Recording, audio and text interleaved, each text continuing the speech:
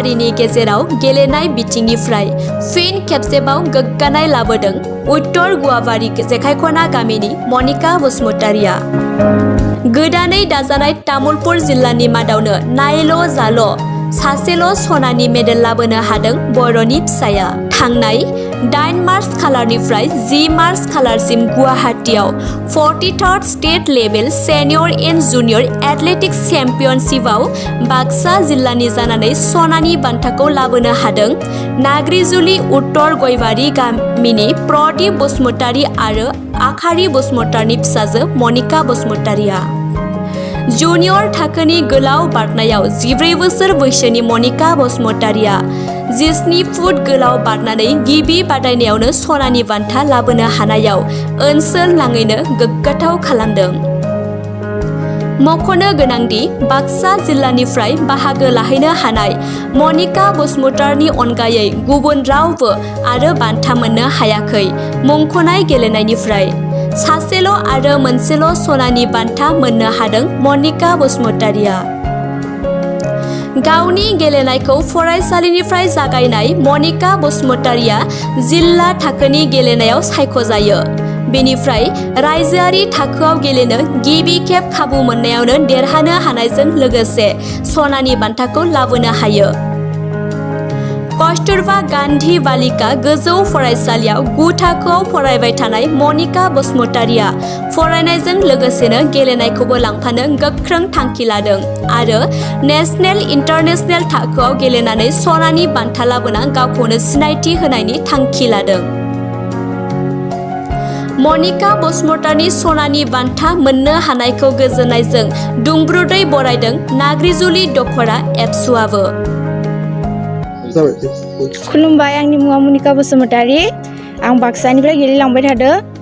दा बाक्सानिफ्राय थांनानै डिस्ट्रिक्टआव थांदों, डिस्ट्रिक्टनिफ्राय दा स्टेट लेभेलाव थांदों। लं जाम्प गेलेदों आरो फार्स्ट थांदों आङो बाक्सानिफ्राय। एथलेटिक्स जुनियर आरो सिनियरनि गेजेराव गेलेदोंमोन आसाम स्टेटनि। मोजाङै नाजालांनो सेस्था खालामबाय थादों। 17 फुट आं 14 इयारनिफ्राय गेलेजेनदों। 14 इयार। सिगाङाव बबेयाव गेलेदोंमोन बेनिफ्राय? सिगां बाक्सायाव गेलेदोंमोन। दा नोंथाङा बाक्सानि जानानै गेलेहैबाय, बेनिफ्राय दा सनानि मेडेल मोनबोनो हानानै गोसोआव माबायदि मोनो? मोजाङानो नांदों गोसोआव। सनानि मेडेल लाबोनो हादों बाक्सायाव। नोंथांखौ गेलेनाय बिथिङाव सोर माबायदि मदद होदोंमोन? मोजाङै सारनि नाम गोसोआव गैया। आं नागरजुलि 19 नाम्बार फिल्डनिफ्राय थांदों आङो। सारमोना सिखायदों आंखौ। मोजां नाजालांनो सेस्था खालामबाय थादों। आङो फिसाजोआ सनानि मेडेल मोनबोनायखौ गोसोआव जोबोद गोजोननाय मोनदों। बेनिफ्राय हानायखिनिखौ आङो नाजालांनो थाखाय सेस्था लाबाय थादों आरो जिथुनाखि आंनि फिसाजोआ नागरजुलि कस्तुरबा स्कुलाव फरायो। बेजों लोगोसे आरो जिथुनाखि जोंनि कस्तुरबा स्कुलनि बायदेवमोना हानायखिनिखौ आंनि फिसाजोखौ खेलायाव एसे एक्टिभ थानाय हिसाबै एसे बांसिन माबा नाजा होबाय थादों। बेखायनो आङो जोबोद गोजोननाय मोनदों आरो। नोंथाङा जिहेतु बे बेलायाव आङो आंनि फिसाजोखौदि मा होनो बेखौ 17 फुटदि बारनो हागोन आं बेखौ मालाबाबो सानाखैमोन। खिन्थु दा नेसनेल लेभेलाव खेला गेलेनानै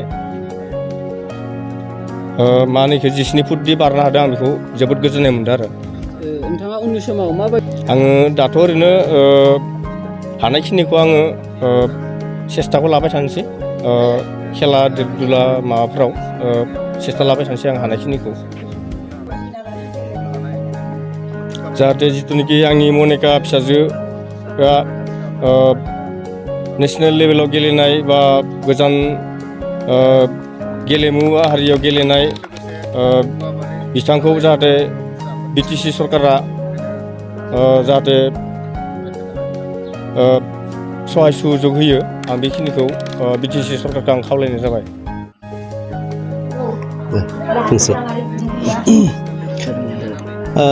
जोंनि नाग्रिजुलि दखरा दुलाराय बर' फरायसा आफादनि सिङाव थानाय उत्तर गयबारि गामिनि प्रदीप बसुमतारीनि फिसाजो मनिका बसुमतारी बिनानावा दाख्लैबावै 8, 9 आरो 10 गुवाहाटीयाव जानानै थांनाय जि 43 state level junior and senior athletics championship बेवहाय बाक्सानिफ्रायनो बिथाङा बाहागो लाहैनानै गल्ड मेडेल लाबोनानै होफैनो हादों आरो बिथाङा गावनि गोब्राब नाजानायनि गेजेरजों बिथाङा गावनि जि एम बेखौ नाजानायनि गेजेरजों बिथाङा गल्ड मेडेल लाबोबाय आरो बिथांनि जि नाजाथाबनाया जोङो नोजोर होबोगासिनो दंमोन सिगाङावबो जोङो नुबोगासिनो बिथाङा हारसिङै खारनानै गावनि जि एम थानायखाय बिथाङा गोबां माने नाजागासिनो दंमोन आरो नाजानानैनो बिथाङा गावनि जि हास्थायनाय बेखौ मोनबोनो हादों आरो बेखौनो जोङो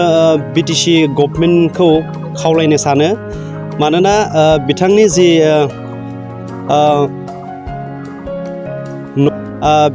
बेवहाय माने बेबायदि माने बांद्राय बेबायदि फाइनान्सियेलि माने मदद खालामनो हानाय बेबायदि सुबिदा गैया बेखायनो जोङो नाग्रिजुलि दखरा दुलाराय बर' फरायसा आफादनिफ्राय जोङो जेन बिटिआरनि EM दावबायसा बिथांखौ जेन खबर लाफैनानै बाहाय जेन मदद होयो आरो थुलुंगा होफैयो बेखौ जों खावलायबाय बेवहाय जोङो दखरानिफ्राय अरायसम हास्थायो बिथांनि जि सिमां बे अरायसम मोगथां महर मोनथों आरो इयुनाव बर' जाथिनि गेजेरावनो माने सासे मैखोम गेलेगिरि जाहैनो हाथों बेखौनो जों अराय हास्थायो। बर'नि लाइमोन गेलेगिरि मनिका बसुमतारीनि थांखि आरो साननाया इयुनाव जाफुंसार गेलेगिरि जाहैनो हाथों बेनो जोंनि आर'नाइ रादाब नखरनिफ्रायबो हामलायथि बावहरनाय थाबाय।